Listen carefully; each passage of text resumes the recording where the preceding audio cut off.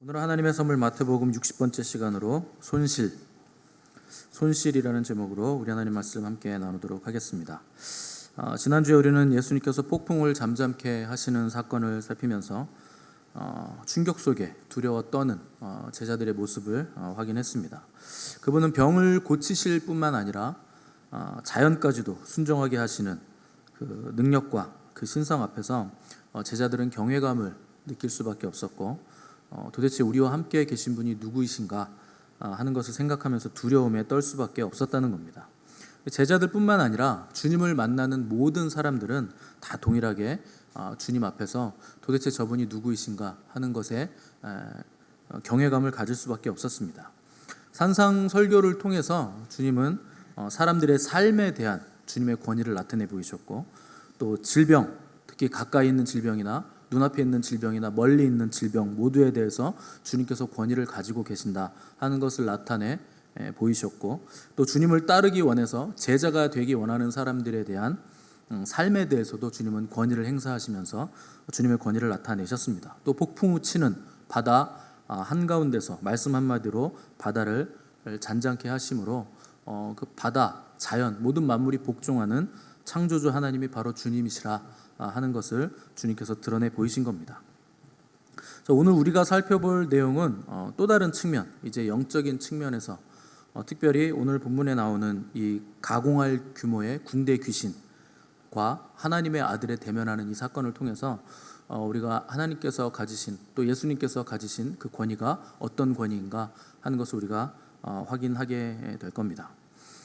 지난주에 살핀 대로 저녁에 이제 가버나움을 떠나서 동편 건너로 이제 출발한 배는 거의 새벽녘이 다 돼서야 이제 목적지에 도착을 하게 됐습니다.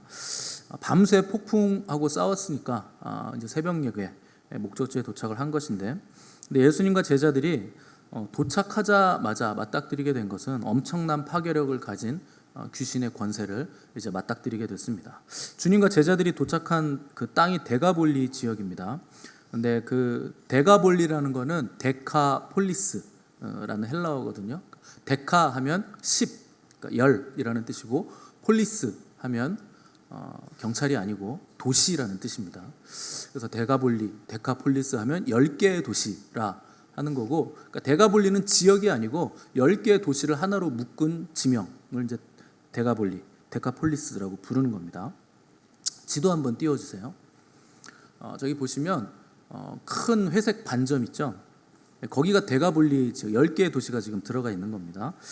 거기에 이제 밑에 보시면 게라사라고 되는데 그게 거라사예요. 그리고 이제 가다라, 이렇게 두 도시가 포함되어 있는데, 위에서부터 보시면 다메섹, 카나다, 히포디온, 라파나, 가다라, 펠라, 스키토폴리스, 게라사, 빌라델피아, 이렇게 10개의 도시가 10개 행정구역이 하나로 묶여서 데카폴리스다, 10개의 도시라 이렇게 따로 행정구역을 묶어놓은 겁니다. 전부 다 요단 동편, 그러니까 지금으로 말하면 트랜스 요르단 쪽이죠. 그러니까 요르단 지역에 속해 있는 지역이고, 딱 하나의 도시, 이 스키토폴리스만 이스라엘 영토 안에 있습니다. 그러니까 요단 서편에 있는 거죠. 그 도시만 빼고 나머지 10개의 도시, 9개의 도시는 다 요단 동편에 있는 땅입니다. 자, 요 10개의 도시 안에 거라사, 그러니까 게라사라고 되어 있어요. 아래쪽에 그 거라사가 들어가 있고, 위쪽에 가다라, 이렇게 두 도시도 포함이 되어 있는데, 밑에 게라사라고 되어 있는 그 거라사 출신의 사람들이 주로 어디에서 사냐면 가다라 지방에 살아요. 그래서 우리가 가다라 지역에 귀신 들린 자라고도 하지만 거라사의 광인이다, 거라사의 귀신 들린 자들이라 이렇게 부르는 이유가, 이 거라사 출신들이 주로 가다라 지방에 정착해서 살기 때문에 그 두 가지 도시의 이름을 혼용해서 쓰는 겁니다. 그래서 거라사의 땅, 거라사인의 땅이기 때문에 가다라 지방, 거라사 지방, 이 사건이 일어난 지방을 그 두 개로 다 혼용해서 쓰고 있는 겁니다. 그래서 예수님과 제자들은 이 가다라 지방으로 들어가셨지만 주로 거라사인들이 사는 지방이었다 하는 것으로 여러분 이해하시면 되겠습니다. 자, 왜 데카폴리스는 굳이 10개의 도시를 따로 묶어서 데가볼리라고 부르고 있는가? 요거는요, 유대인의 통치가 미치지 않는 로마가 따로 지정한 행정구역이에요. 그러니까 여기는 유대인들의 행정구역이 아니다, 여기는 로마가 따로 통치하는 구역이다. 그래서 10개의 로마 도시를 행정구역으로 묶어놓은 거죠. 자, 그리스 로마 문화가 당연히 이 지역엔 팽배했겠죠. 로마가 여기를 다스리고 있고 로마의 행정 도시니까 당연히 이 지역에 사는 사람들은 유대인이 아니라 주로 이방인들이 굉장히 많은 도시가 여기 데가볼리입니다. 자, 데가볼리가 이방인들의 땅이었다는 것은 거기는 우상 숭배가 만연한 땅이었다. 그리고 흑암의 권세가 잡고 있는 땅이었다 하는 것이고, 우상 숭배와 음란과 폭력과 물질 숭배가, 물질 문화가 굉장히 만연해 있는 도시가 데카폴리스였다 하는 것 우리가 어렵지 않게 예상해 볼 수가 있습니다. 그래서 이 흑암의 땅이었기 때문에 주님은 종종 요단 건너편 가셔서 데가볼리 지역에 가셔서 복음을 전하기도 하고, 또 주님의 그 소문이 수리아와 데가볼리 지역까지 뭐 넓게 퍼졌다 이런 얘기가 나오는 것은 이 지역이 이스라엘 접경 지역이기 때문에 주님의 소문이 금방 퍼져서 여기에 복음이 전해졌다 하는 것들을 복음서가 다뤄주고 있는 겁니다. 자, 주님이 하루 종일 사역을 하신 뒤에 밤늦게 제자들과 함께 배를 타셨고, 또 그 한밤중에 폭풍과 맞닥뜨리시면서 밤새 폭풍을 뚫고 갈릴리를 건너셔서 이제 새벽녘이 돼서야 데가볼리의 입구 지역인 요 가다라 지역으로 도착을 하셨습니다. 제자들은 밤새 폭풍과 싸웠잖아요.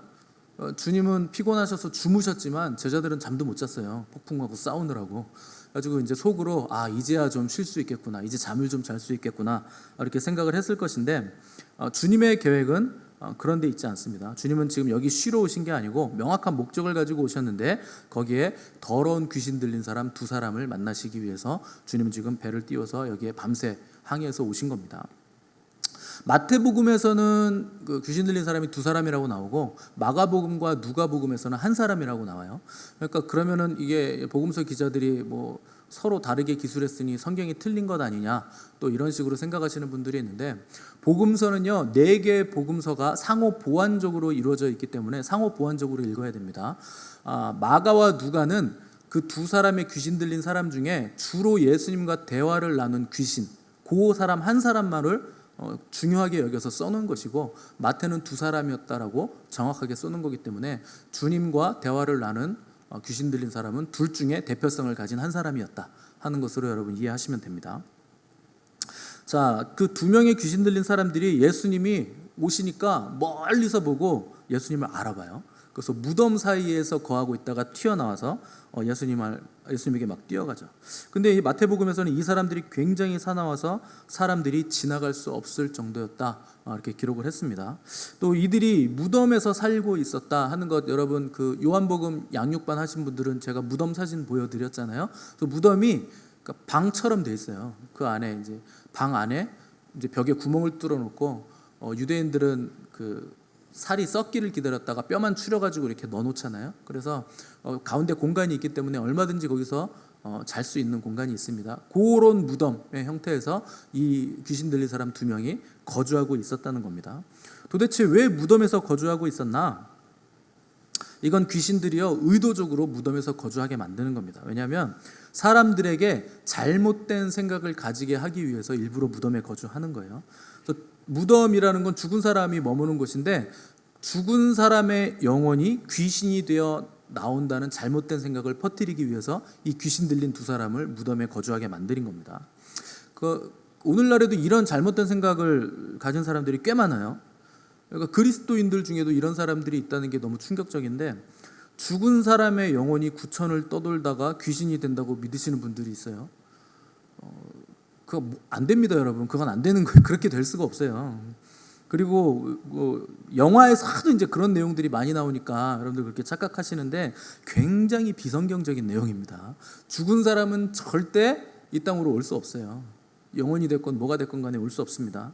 성경은 죽은 사람이 귀신이 된다는 그 어떤 가능성도 우리에게 암시해주고 있지 않습니다.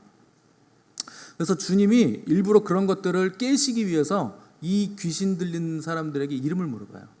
그래서 마태복음에는 기록되어 있지 않지만 마가복음, 여기 주보를 딱 껴놓으시고 마가복음 한번 넘어가 보세요. 마가복음 5장 9절 보시면 59페이지.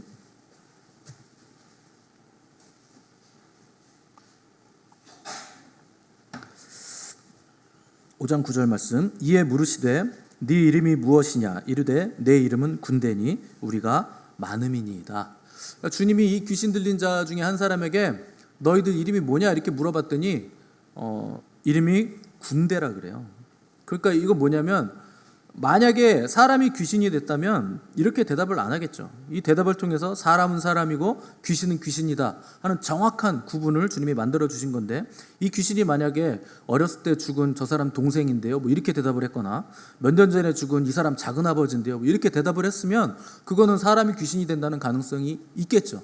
근데 그렇게 대답을 안 해요. 이 귀신은 우리는 군대다 이렇게 얘기하는 겁니다. 원래 이 귀신들은요 하늘의 군대였습니다. 원래 천사들이었어요. 근데 떨어진 타락한 천사들이 귀신이 되는 겁니다. 그러니까 귀신의 정체는 사람이 죽어서 구천을 떠돌다가 뭐 원한이 있어가지고 어디로 못 가고 귀신이 되는 게 아니고, 하늘에 있던 천사들이 타락해서 떨어져서 루시퍼를 따라서 내려와서 귀신이 된 존재들이기 때문에 사람과 귀신은 완전히 다른 존재라 하는 거 우리가 알 수 있죠. 자, 여기서 군대라고 자기들을 소개했는데 이 군대라는 단어가 레기온이에요.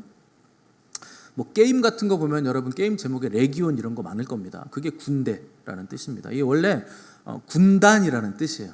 그래서 로마의 그 병력 중에 한 군단이 있는데 당시 로마의 한 군단은 6,000명으로 이루어진 군대의 단위예요. 그러니까 이 귀신들이 지금 6,000명 정도, 명이라고 하면 안 되죠. 뭐라 그래요? 6,000마리?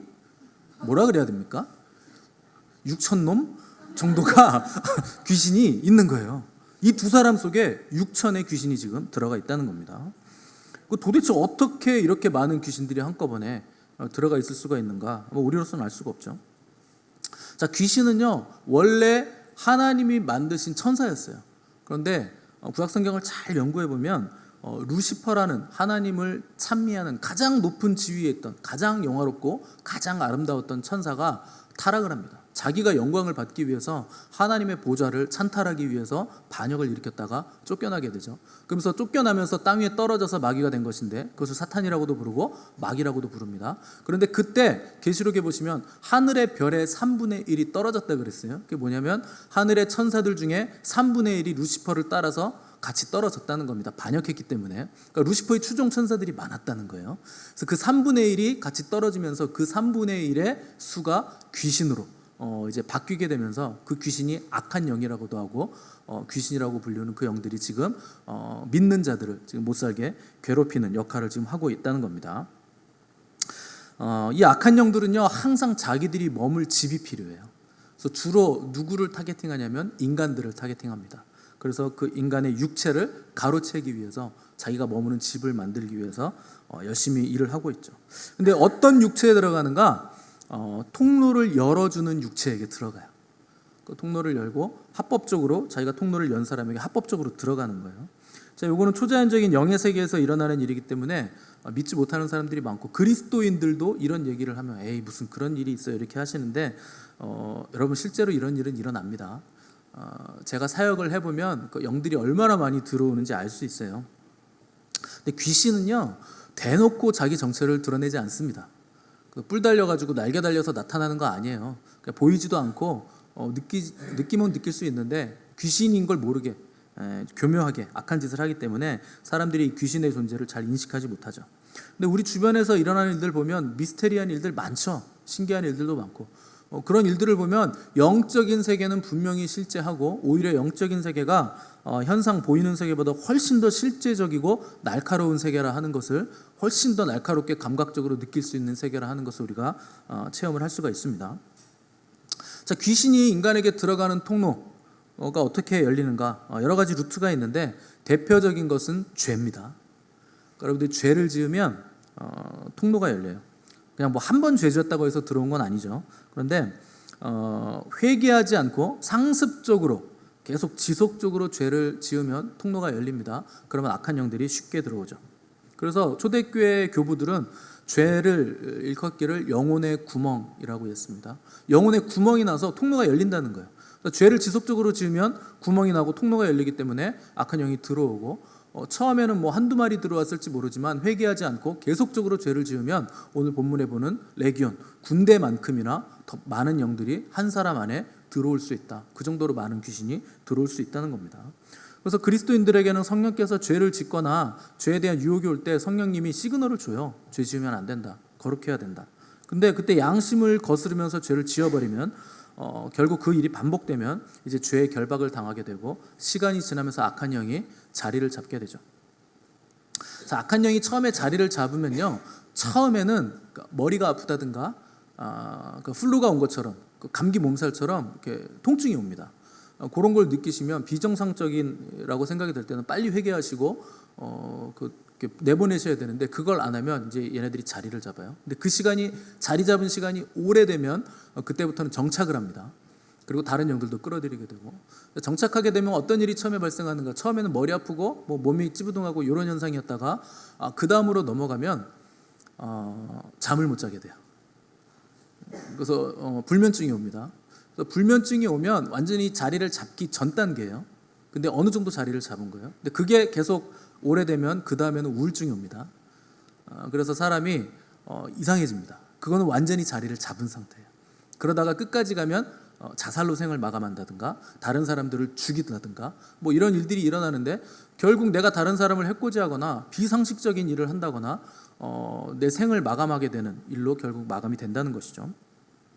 그래서 귀신이 들어올 때는 느낌이 있어요. 그래서 그 느낌이 올 때는 빨리 내가 하나님 앞에 지은 죄를 회개하고 자복하고 이 죄를 깨끗하게 씻음 받아야 더러운 귀신들이 나가게 되는 겁니다.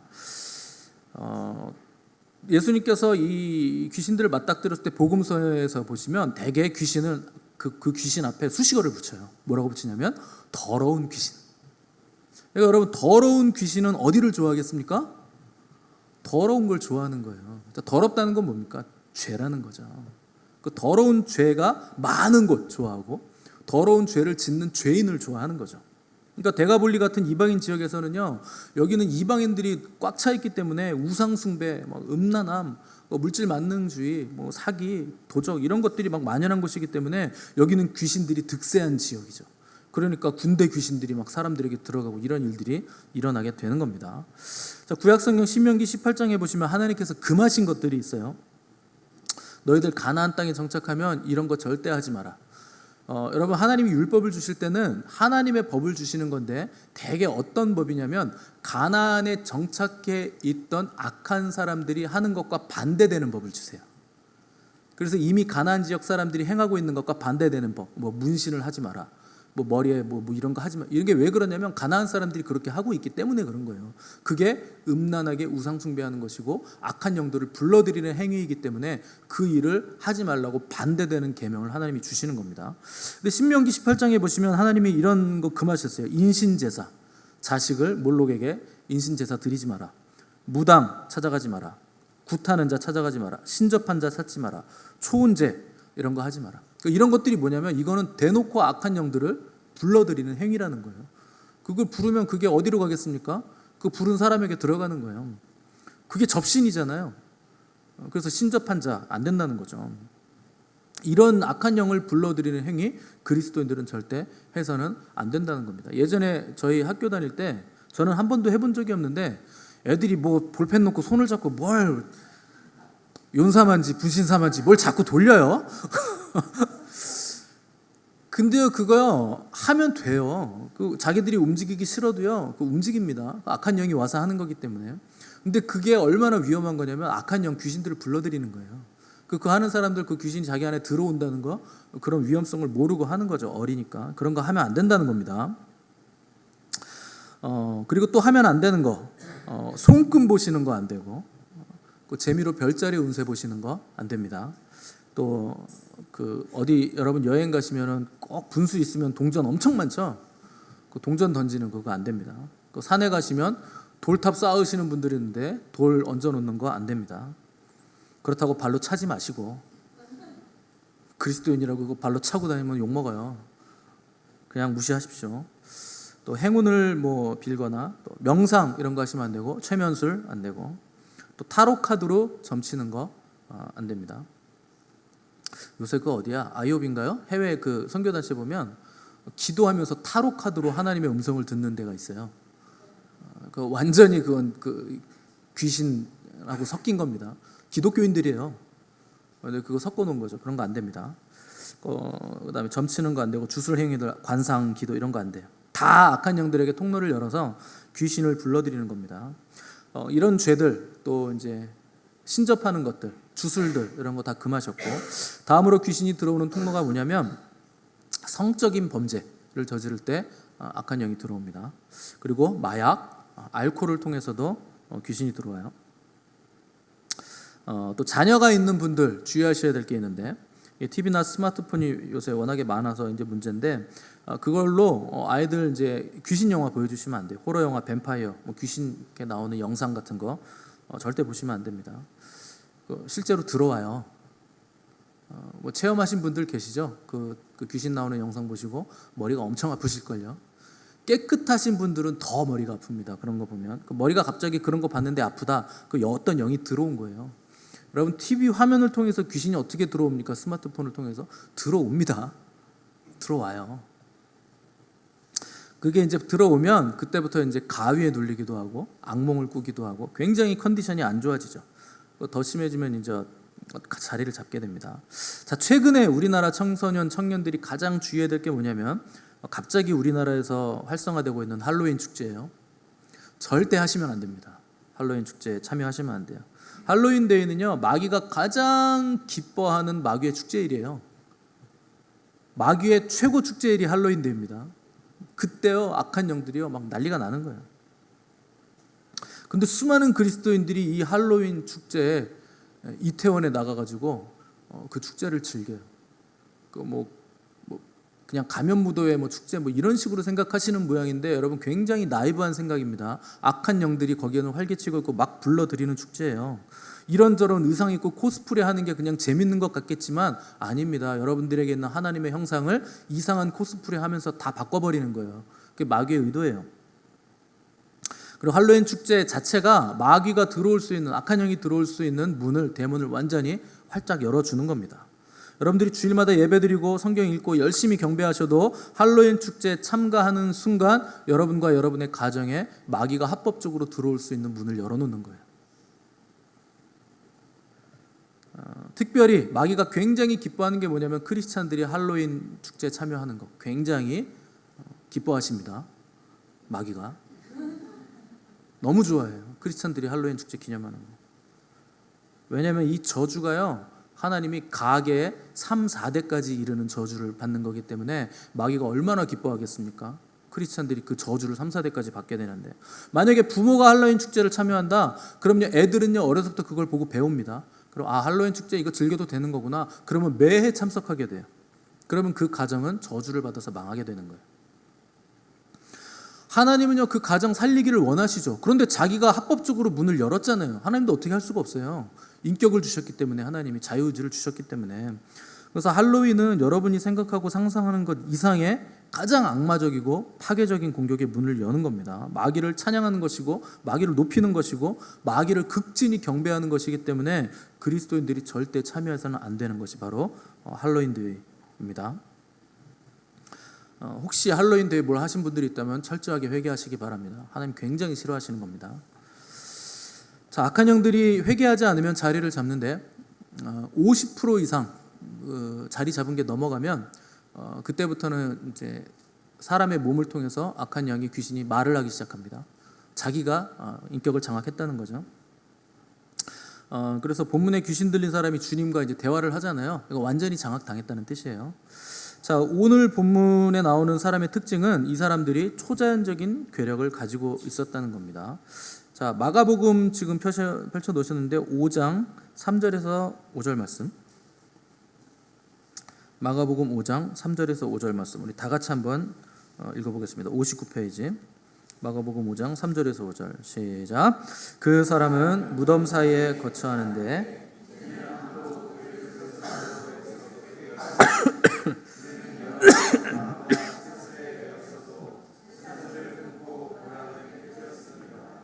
그리하여 아무도 그를 제하림이 산에서나 늘 소리 지르며. 아멘. 자, 마가복음에서는 비교적 자세하게 이 사람들에 대해서 기록을 해놨습니다. 고대 시대 때는요, 이렇게 귀신 들리고 미친 사람이 있으면 어떻게 해놓냐면 결박을 해놔요. 왜냐하면 요새도 그렇잖아요. 현대에서도 정신병동 가시면 결박해 놓죠. 좀 심한 사람은 그 무슨 옷이라 그래요? 팔 이렇게 붙어 있는 거, 이렇게 돼 있는 거. 가마복이에요? 그 옷을 입혀 놓잖아요. 팔로 다른 사람 해코지 못하게. 그러니까 이 귀신이 들리면 힘이 굉장히 강하고 폭력성이 있기 때문에 사람을 다치게 할 수 있어요. 근데 이 사람들은 쇠사슬로 묶어놨는데도 그 쇠사슬을 끊고 뛰쳐나갈 정도의 괴력이 있어요. 그러니까 이거는 뭐 삼손 같은 거죠. 너무 힘이 강해서 사람들이 어떻게 제어가 안 되는 사람들, 그런 사람들인데 밤낮으로 무덤 사이에서 소리를 지르면서 자기 몸을 상하게 하고 있었다는 겁니다. 이런 분들 많아요. 요새 갈수록 많아지는데, 여러분 길을 가다 보시면 혼자 이렇게 막 욕하시는 분들 많죠. 누구랑 그렇게 욕을 하고 누구랑 그렇게 싸우시는지 혼자 막 그냥 잘될 놈 못된 놈 하면서 막. 지하철에도 이런 분도 많아요. 지하철에도 정도의 차이만 있다 뿐이지 다 악한 영에 잡혀 있는 겁니다. 근데 예수님 당시에도요, 귀신 들린 사람 진짜 많았어요. 그러니까 어떤 지역에 귀신 들린 자가 많다. 특별히 여기 데카폴리스 10개의 도시 지역 안에는 귀신 들린 자들이 많았던 것 같은데, 왜 그러냐? 거기에요, 하나님의 영, 교회가 많이 없기 때문에 그렇습니다. 그러니까 교회가 많이 없으면 거기는 귀신들이 장악을 하게 돼 있고, 교회가 많은데도 귀신 들린 자가 많다. 그러면 거기에 있는 교회들이 영적인 능력을 상실했다 하는 것을 보여주는 겁니다. 자, 다시 마태복음으로 넘어오셔서, 근데 마가복음에도 주보를 껴놓으시고, 자, 마태복음으로 오셔서 8장 29절 보시면, 이에 그들이 소리질러 이르되 하나님의 아들이여 우리가 당신과 무슨 상관이 있나이까? 때가 이르기 전에 우리를 괴롭게 하고 여기 오셨나이까? 이렇게 말을 했습니다. 자, 놀랍게도요, 이 귀신들은요, 예수님이 어떤 분이신지를 다 알고 있습니다. 예수님이 이 땅에 계실 때요, 그분이 어떤 분이신가 제대로 알았던 사람들은 거의 없어요. 그런데 오직 귀신들은 다 알아요. 예수님이 누구신가.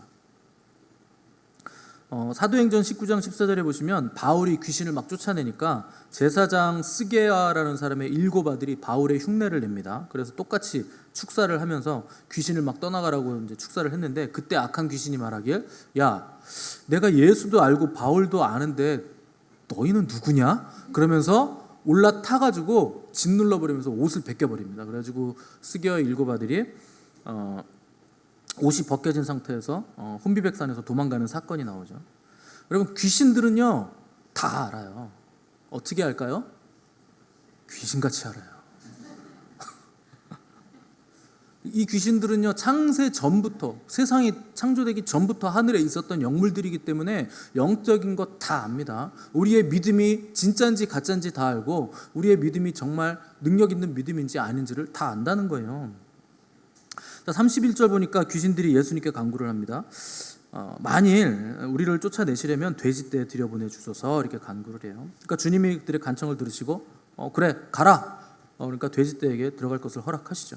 그러니까 들어가자마자 돼지떼가 비탈길로 미친 듯이 들어가더니 물에서 돼지들이 다 몰사해서 동동 떠다니기 시작합니다. 자, 여기는 나오지 않지만 마가복음에 보시면 이 돼지떼의 수가요 2,000마리, 엄청난 수의 돼지떼가 죽은 거죠. 자, 이 귀신들이 왜 자기들은 집이 필요한데 돼지떼 들어가면 거기서 살면 되잖아요. 근데 돼지떼를 몰살시켜요? 그럼 왜 굳이 돼지떼에 들어가게 해달라고 요청했을까요? 다 죽을 거면서. 그럼 또 집을 찾아야 되는데. 여기에는 귀신들의 계획이 있는 겁니다. 자, 일단 돼지떼를 몰살시키는 거 1차적인 목적이 뭐냐면 사람들에게 경제적인 손실을 입히는 거예요. 이게 1차 목표입니다. 왜냐하면 악한 영들의 목적은 딱 하나예요. 죽이고 멸망시키는 거, 그리고 손실을 가하는 거, 손해를 보게 하는 거. 그래서 귀신이 역사하는 가정의 특징이 뭐냐면요, 병을 주고 그 다음에 또 뺏어가는 게 뭐냐면 물질을 뺏어갑니다. 귀신들이 하는 일이에요. 그래서 열심히 일하고 돈을 열심히 버는데 돈이 안 모여요. 물이 새듯 돈이 계속 새요. 그게 왜 그러냐면 악한 영들이 작용을 하기 때문에 그렇습니다. 또 하나의 이 귀신들의 목적은 뭐냐면 경제적인 손실을 가하면, 이 지역 사람들은 다 이방인이잖아요. 그러니까 이 이방 사람들은 경제적인 손실 때문에 예수님에게 컴플레인을 걸 거를 안다는 거죠. 이분은 위험하다. 그래서 좀 떠나가시라. 이렇게 하려고 돼지떼에게 들어가게 부탁을 했다는 겁니다. 자, 데가볼리 지역 10개 지역 중에서 한 지역에서만 2,000마리 돼지떼가 물에 빠져 죽었으니까 만약 주님이 데가볼리를 순회하시면 10개 지역을 돌아다니시면 이 사람들이 생각하기를 이 지역 전체가 쑥대밭이 될 수도 있겠다. 그래서 주님 보고 이분은 귀신 들린 저 두 사람보다 이분이 훨씬 더 위험한 분이야. 그래가지고 주님 좀 떠나가시면 안 되겠습니까? 이렇게 부탁을 했다는 거죠. 그러니까 이 사람들은요, 사람의 영혼보다 경제적인 가치를 더 크게 보는 사람들이라는 걸 귀신들은 이미 다 알고 있었다는 겁니다. 제가 설교 준비를 하면서 우리나라 2024년 돼지 시세를 좀 알아봤거든요. 그 돼지 시세 보는 그 사이트가 있어요. 소 얼마, 돼지 얼마, 닭 얼마, 이거 고기 시세가 쫙 나오거든요. 축산 시세가 나오는데 대략 50만 원 정도 평균적으로 50만 원에서 60만 원 사이의 가격이 형성돼 있더라고요. 그냥 미니멈으로 해서 50만 원이라고 치면 2,000마리면 얼마입니까? 계산이 빨리 되시죠? 10억.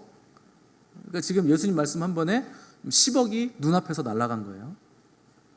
그러니까 당장 눈앞에 경제적인 손실이 지금 10억이 일어났으니까 이 데가볼리 지역 사람들은 한 사람의 영혼보다 이 10억이 더 크다라는 생각을 할 것이다라는 걸 귀신들은 귀신같이 알고 있는 거죠. 그러니까 1차적으로 경제적 손실을 입고 그 손실 때문에 예수님이 데가볼리 지역에서 축출되도록 귀신들이 역사를 했다는 겁니다. 그러면 주님은 귀신들의 이 의도를 몰랐을까요? 주님 정도 되시는 분이 아시고도 남았겠죠. 그럼 왜 돼지떼에게 들어가도록 허락하셨는가? 첫 번째 이유는요, 이 사람들이 귀신에게서 풀려났다는 것을 증명하시기 위해서 돼지떼에 들어가도록 허락을 하신 겁니다. 그러니까 돼지떼가 죽었다. 굉장히 많은 귀신이 나왔고 그 귀신이 돼지떼에게로 들어갔고 주님이 일으키신 이 축사 사역이 실제였다 하는 것을 가시적으로 보여주는 증거가 됐다는 것이죠. 이렇게 많은 돼지들이 죽지 않았다면 주님이 쫓아내신 귀신의 수가, 군대의 수가 증명이 될 수 없잖아요. 자, 또 한 가지는 귀신들이 하는 일을 눈으로 볼 수 있게 주님께서 증명해 주신 거죠. 귀신은 죽이는 것, 손상시키는 것, 손실을 가하는 것, 거기에 귀신들의 목적이 있다. 그래서 돼지떼가 몰살하는 것을 보니 이것이 귀신들의 목적이라 하는 것을 만천하에 드러내게 하신 거죠. 자, 돼지떼가 다 죽으니까 사람들이 예수님께서 제발 이 지방을 좀 떠나 주십사 이렇게 간구를 했는데 반대로 했어야 맞는 거죠. 우리 같으면 이분은 능력이 있으시다 그러면 귀신 들린 사람 다 데려오고 동네 아픈 사람들 다 데려와가지고 귀신이 막 떠나가고 병이 떠나가고 막 자유와 해방의 축제 현장이 될 수도 있을 너무나 좋은 기회잖아요. 그런데 예수님 옷자락이라도 붙잡고서 좀 더 머물러 주십시오 해도 현찮을 판에 이들은 제발 우리를 좀 떠나 주십시오 이렇게 간구를 했다는 겁니다. 어떻게 보면 이건 귀신들의 작전대로 다 먹혀 들어간 거예요. 예수님이 귀신의 작전에 속아 넘어가셔가지고 이 지역을 떠날 수밖에 없는 상황이 됐다는 거죠. 그런데 우리는 세상적인 관점으로 또 경제 관점으로 이것을 접근해서는 안 됩니다. 왜냐하면 하나님의 일하심은 경제관념이나 효율성으로 일하시지 않기 때문에 그렇습니다. 하나님은 항상요 가장 비효율적으로 보이는 방법을 통해서 하나님의 일을 하시는 분이세요. 생각해 보십시오. 주님처럼 대단하시고 바쁘신 분이 그 전에 하루 종일 사역을 하시고 잠도 못 주무시고 폭풍을 뚫고 배를 타고 오셔서 큰 집회 한번 하지도 못하셨어요. 데가볼리 지역에서 딱 두 사람 사역하시고 쉬지도 못하시고 또 쫓기듯이 배를 타고 다시 후퇴를 하셨습니다. 얼마나 효율성으로 따지면 이게 비효율적인 일입니까? 그런데 주님의 관심은 효율성이 있지 않은 거죠. 주님은 경제적인 관심을 가지고 있지 않은 거죠. 주님의 관심은 어디에 있는가? 천하보다 귀한 한 영혼, 그 영혼에게 주님은 늘 관심이 있으시다. 또 결박당해 있는 그 영혼의 자유, 그 자유함에 주님의 관심이 있으시다 하는 것을 오늘 성경은 우리에게 말씀해 주고 있는 겁니다. 여러분, 주님은요 여러분들에게 관심이 있으세요. 다른 것에 관심 없어요. 여러분의 영혼에 관심이 있는 겁니다. 그분의 관심은 10억이라는 돈 거기 있는 것도 아니고 돼지떼 저 아까운 거 물에 붕붕 불었네 저거 삼겹살을 먹으면 맛있는데 이런 거에도 관심 없어요. 6천이나 되는 더러운 귀신 주님은 안중에도 없습니다. 주님의 관심은 여러분에게 있는 거예요. 약하고 부족해서 괴롭고 신음하고 고통으로 한숨 짓는 여러분들에게 주님은 관심을 가지고 계신 거예요. 우리가 아플 때 그래서 주님도 아프시고, 우리가 죄 가운데 거할 때 주님은 안타까워하시고, 너 거기서 빨리 빠져나와야 되는데, 거기 있으면 안 되는데, 그렇게 안타까워하시면서 우리의 흉악의 결박을 풀어주시기 위해서 경제관념이나 효율성 따위를 떠나서 그 어떤 대가를 치르더라도, 그 어떤 손실을 보더라도 주님은 우리를 향해서 밤을 새서라도 달려오시는 좋으신 주님이시라는 겁니다. 겉으로 보기에는 마치 주님이 귀신들에게 농락당한 것 같죠.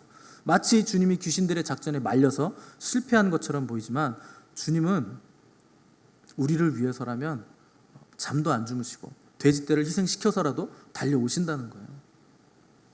결국 자신의 목숨까지도 우리에게 주실 수 있는 분이시라 하는 것을 복음서가 우리에게 보여주고 있는 겁니다. 마지막으로, 정말 그러면 주님은 귀신들의 작전대로 말려서 이대로 후퇴하는 것으로 이 일이 끝났는가? 그렇지 않습니다. 이 기사를 기록한 또 하나의 성경이 누가복음인데, 누가복음에 보면 귀신이 떠나자 주님과 대화했던 귀신 들린 사람이 너무나 감사해가지고, 나 주님 따라갈게요, 저 배에 타고 주님과 같이 갈래요, 이렇게 요청을 합니다. 근데 주님은요, 거부하세요. 너 배에 탈 수 없다. 집으로 돌아가라. 돌아가서 너 가족들과 함께 지내면서 하나님이 너에게 어떻게 큰 일을 행하셨는지 복음을 전해라, 이렇게 주님이 부탁을 하시죠. 그래서 제자들 이전에 선교사로 최초로 파송된 사람이 오늘 여기에 등장하는 귀신 들린 자, 군대 귀신 들렸던 자를 주님께서 친히 선교사로 이 사람을 파송합니다. 마가복음 5장 20절을 보시면, 다시 마가복음으로 넘어가셔서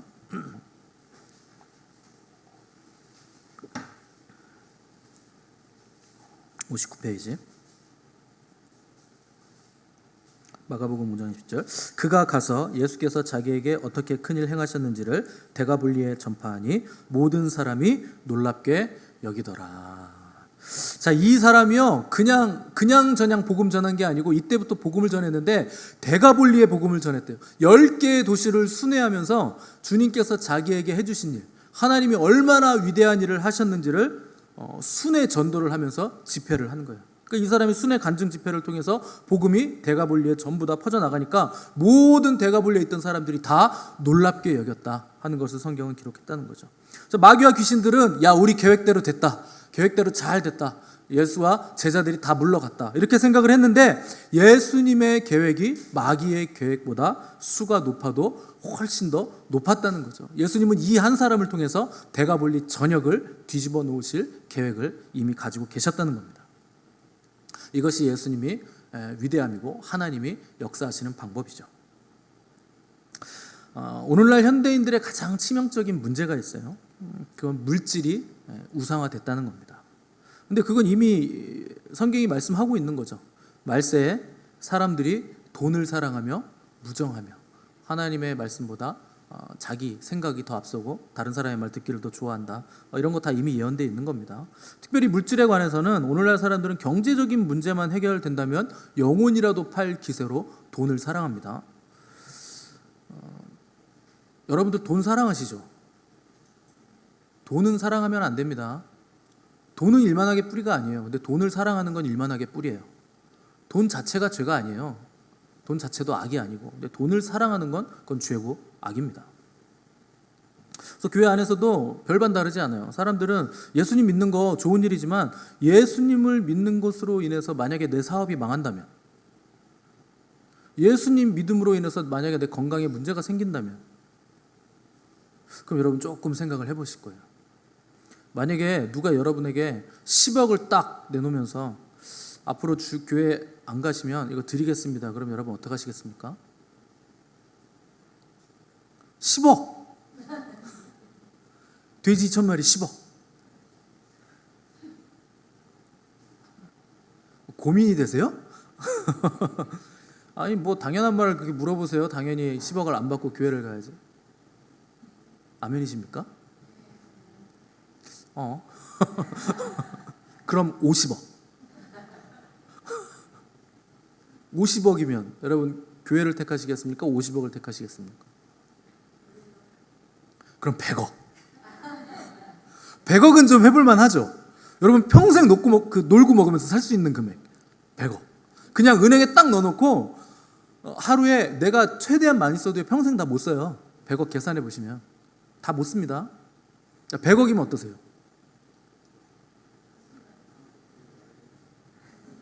할렐루야. 고민하지 마세요, 여러분. 돈은요, 있다가도 없어져요. 없다가도 또 생깁니다. 돈 쫓아다니시면 안 돼요. 여러분, 재산 잃어버리고 예수님 찾았다면 가장 좋은 거 얻으신 거예요. 그렇게 재산 많고 떵떵거리고 살다가 지옥 가면 무슨 소용입니까? 여러분들이 영원이라는 거 이 땅의 시간하고는 비교도 안 되는 시간이에요. 거기가 더 실제적입니다. 병이 들어서 예수님 만났다면 그 병이 여러분 축복의 통로가 되는 거예요. 예수 그리스도와는 그 무엇과도 바꿀 수가 없는 겁니다. 예수 그리스도를 얻었다면 가장 귀한 보화를 얻으신 거예요. 2,000마리의 돼지떼 손실보다 사람이 영혼이 더 크다 하는 것이 여러분들의 믿음이 되셔야 됩니다. 근데 마귀는 우리에게 계속 소리칠 거예요. 야, 신앙생활 하는 거 좋은데 일단 먹고 사는 문제를 해결해야 될 거 아니냐. 그래야 교회도 있고 예배도 드릴 수 있는 거지. 너 주일날 일하면 돈이 더 생기는데 지금 돈 모자르잖아. 주일날 나가서 일 좀 해. 여러분, 마귀는 끊임없이 우리에게 도전해 올 거예요. 근데 우리의 삶은요, 내가 일해서 돈으로 삶이 해결되는 거 아니에요. 하나님이 우리의 삶을 다스려 주시는 거예요. 7일을 일하는 것보다 6일 일하고 하루를 하나님께 온전히 드릴 때 그것이 훨씬 더 크다 하는 것이 우리의 믿음이 되는 것이고, 10을 벌어서 10을 내가 다 쓰는 것보다 하나님이 나의 주인이십니다, 나의 왕이십니다, 나를 다스리십니다 라는 신앙 고백으로 1을 드리고 나머지 9로 삶을 살아갈 때 10보다 9가 훨씬 더 나의 삶을 풍요롭게 만들어준다 하는 것을 여러분들 경험을 하셔야 됩니다. 거라사의 귀신 들린 자가 고침을 받고 선교사로 파송을 받아서 증인의 삶을 살아냈습니다. 저와 여러분도 증인의 삶을 살아내시기를 바랍니다. 하나님이 우리를 다스리십니다. 하나님이 내게 이런 일을 하셨습니다. 어떠한 손실이 온다 해도 한 영혼의 가치가 천하보다 더 큽니다. 이것을 주님의 마음으로, 그분의 심장으로 증거하며 살아가시는 복된 저 여러분들 되시기를 간절히 바랍니다. 함께 기도하겠습니다.